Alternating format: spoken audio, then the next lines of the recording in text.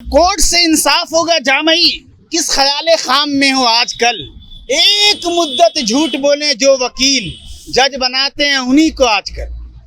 और फैसला लिखा हुआ रखा है पहले से खिलाफ। वसीम बरेलवी साहब बड़े शायर हैं। फैसला लिखा हुआ रखा है पहले से खिलाफ। आप क्या खाक अदालत में गवाही देंगे या सफाई देंगे।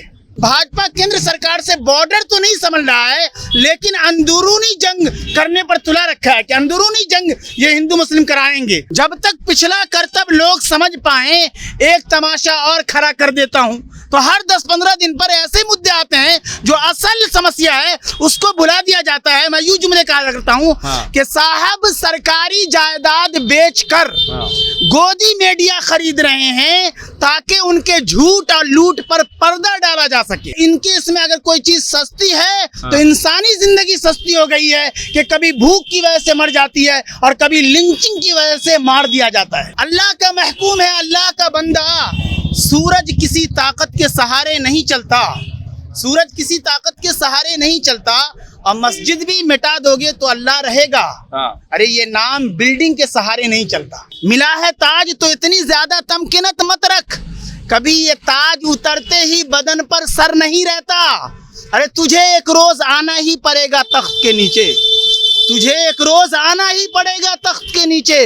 हमेशा तो ये सूरज भी बुलंदी पर नहीं रहता। काश अपने मुल्क की ऐसी फजा बने, मंदिर जले तो रंज मुसलमान को भी हो, अब पामाल हो न पाए कहीं मस्जिद की आबरू, ये फिक्र मंदिरों के निगहबान को भी हो। जनता जंक्शन में आपका स्वागत है और मैं हूं हमजा। ज्ञानवापी का मामला बड़ा अभी लाइमलाइट में आ चुका है। जब से कोर्ट ने वो अर्जी एक्सेप्ट की है कि ज्ञानवापी मामले में सुनवाई होगी, उसके बाद से सबका अपना अपने राय आ रही है। हमारे साथ हैं मौलाना साहब, इसमें क्या सोचते हैं? कोर्ट ने एक्सेप्ट कर लिया कि हाँ भाई हम सुनवाई करेंगे।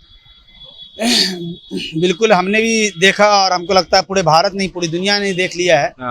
उम्मीद यही की जा रही थी और पूरे भारत के मुसलमानों ने खुसूसन कोर्ट के इसको जो बाबरी मस्जिद के ताल्लुक से उन्होंने दिया था, पहले के भी बड़े बड़े आलिम ने उनके वजह से कह दिया था कि उस मामले में एक दो दिल मिल जाएं तो अगर हमारे हक में भी फैसला आ जाए तो दे देना चाहिए। लेकिन कुछ आलिमों के बड़े बड़े आलिम को ये पता था कि एक नहीं, ये जो समझिए अनेक, या यूं कह लीजिए यूं ही हिंदू मुस्लिम मंदिर मस्जिद करा करके, हालांकि एक नहीं अनेक का मतलब क्या, यानी यूं समझिए कि एक के मामले में कुछ लोग आलिम एक दो ऐसे भी थे कि उन्होंने सोचा था कि दो दिल मिल जाएंगे हिंदू मुस्लिम में, एक का मामला।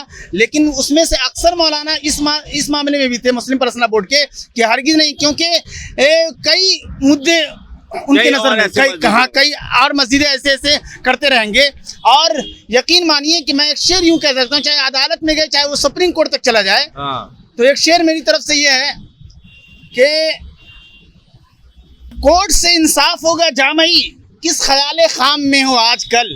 एक मुद्दत झूठ बोले जो वकील, जज बनाते हैं उन्हीं को आजकल। और फैसला लिखा हुआ रखा है पहले से खिलाफ। वसीम बरेलवी साहब बड़े शायर हैं। फैसला लिखा हुआ रखा है पहले से खिलाफ। आप क्या खाक अदालत में गवाही देंगे या सफाई देंगे। तो आप यकीन मानिए कि ये मायूसी तो हुई है।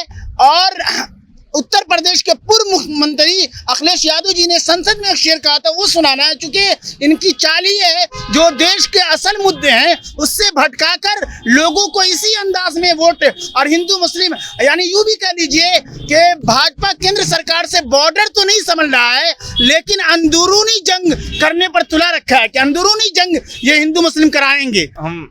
तब मेरी तरफ से ये ले जाइए आप कि खुसूसन अखिलेश यादव जी ने एक शेर कहा था कि जब तक पिछला करतब लोग समझ पाएं, जब तक पिछला करतब लोग समझ पाएं, एक तमाशा और खड़ा कर देता हूं। तो हर 10-15 दिन पर ऐसे मुद्दे आते हैं जो असल समस्या है उसको भुला दिया जाता है। मैं यूं जुमले कहा करता हूं कि साहब सरकारी जायदाद बेचकर गोदी मीडिया खरीद रहे हैं ताकि उनके झूठ और लूट पर पर्दा डाला जा सके। और कहा जाता है क्योंकि मीडिया मेहरबान तो गधा पहलवान। और आपने देख रखा है कि आज सब्जियां, दालें, पेट्रोल, डीजल और इस तरीके से यूं कह लीजिए खरीदने की चीज से लेकर खाना खाने तक की हर चीज महंगी हो गई है। लेकिन ये भाजपा की केंद्र सरकार जान ले और पूरे भारत की जनता जानती है कि इस भाजपा की सरकार में, केंद्र की सरकार ने पूरे भारत में भाजपा मुद्दे से भटका रही है। वो भी कह लीजिए, ये असल जुमले ये है कि इनके इसमें अगर कोई चीज सस्ती है तो इंसानी जिंदगी सस्ती हो गई है कि कभी भूख की वजह से मर जाती है और कभी लिंचिंग की वजह से मार दिया जाता है। तो आप यकीन मानिए, चूंकि बाबरी मस्जिद के बाद ये सब मस्जिद ज्ञानवापी और हालांकि का कहना भाई हमारा है तो हमको लेके रहेंगे ना, आके बाबर जैसा कोई हुमायूं जैसा बादशाह आके कब्जा कर लेगा तो छोड़ देंगे थोड़ी। आपको ये मालूम होगा कि 1990 में गालिबन या 91 में इस तरीके से हो गया था कि जहां जहां तक पर जो चीज है 1942 में खुसूसन जो बंटवारा हुआ था तो ये बता दी गई थी कि जहां जहां पर जो चीज है वही रहेगी, कोई उसमें छेड़छाड़ नहीं होगा। उसके बावजूद इस तरीके का ये कह रहे हैं तो समझिए कि अंदरूनी ये फजा को खराब कर रहे हैं। लेकिन याद रहे, मुसलमानों को जान देने की जरूरत नहीं है, मुसलमानों को रोड पर निकलने की जरूरत नहीं है। क्यों? मुसलमान जो दुनिया का नंबर 1 एक घर अल्लाह का जिसको खाना काबा कहते हैं, अल्लाह ताला कहता है उस आयत में कि फलियाबुदू रब्ब हाज़ल बैत, यानी उस घर के रब की इबादत करता हूँ, उस घर के रब की इबादत करता हूँ, ना कि उसकी।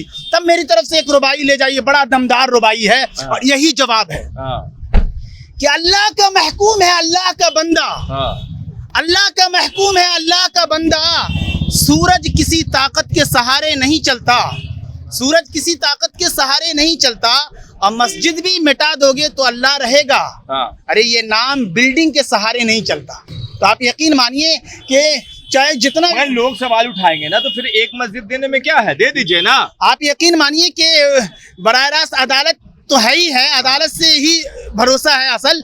लेकिन अदालत को भी और सुप्रीम कोर्ट के या सिविल या हाई कोर्ट के जज लोग को भी चाहिए कि जमहूरी मुल्क का ख्याल करते हुए पूरे फैसले को, बहुत सारी चीज़ को आप देख करके ये करें, क्योंकि अंदरूनी खलफशार होगा और हालात ऐसी बना दी है कि एक शेर और कहना पड़ता है कि तुम ही इंसाफ से कह दो यहाँ कैसे बसर होगी, तुम ही इंसाफ से कह दो यहाँ कैसे बसर होगी। अदालत भी सियासत की अगर जेर असर होगी तो मैं केंद्र की सरकार, चाहे जो भी मुल्क के कोई भी आप देखे होंगे, याद रखिए कि कोई ये ईश्वर वाली सत्ता नहीं है। ईश्वर खुदा जो अपने पास है, सबका मालिक एक है, वो अपने पर हमेशा हमेशा रहेगा। आपकी कुर्सी आनी जानी है। और एक शेर इसको भी ले लीजिए कि मिला है ताज तो इतनी ज्यादा तमकीनत मत रख, मिला है ताज तो इतनी ज्यादा तमकीनत मत रख, कभी ये ताज उतरते ही बदन पर सर नहीं रहता। अरे तुझे एक रोज आना ही पड़ेगा तख्त के नीचे, तुझे एक रोज आना ही पड़ेगा तख्त के नीचे।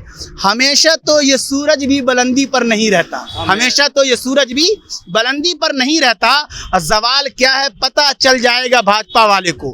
बड़े गुरूर से निकले हैं भारत की जनता से मुकाबले को, तो भारत की जनता ही बेहतरीन फैसला करेगी। यहाँ की हिंदू मुस्लिम सिख ईसाई सब मिलजुल कर रहना चाहती है और ये अच्छे से कभी खून खराबा ना हो, तो दोनों की जिम्मेदारी है, हिंदू मुस्लिम दोनों की। तब ये रुबाई खुसूसन काम करेगा। चलिए कि काश अपने मुल्क की ऐसी फजा बने, काश अपने मुल्क की ऐसी फजा बने, मंदिर जले तो रंज मुसलमान को भी हो, अब पामाल हो न पाए कहीं मस्जिद की आबरू, ये फिक्र मंदिरों के निगहबान को भी हो। लेकिन हालात ऐसी बना दी कि आखिरी रुबाई को समझने की जरूरत है कि पूरा नफरती लोगों से बचे रहिए, पूरे हिंदुस्तान को नफरत की आग में जलाया जा रहा है, भड़काया जा रहा है।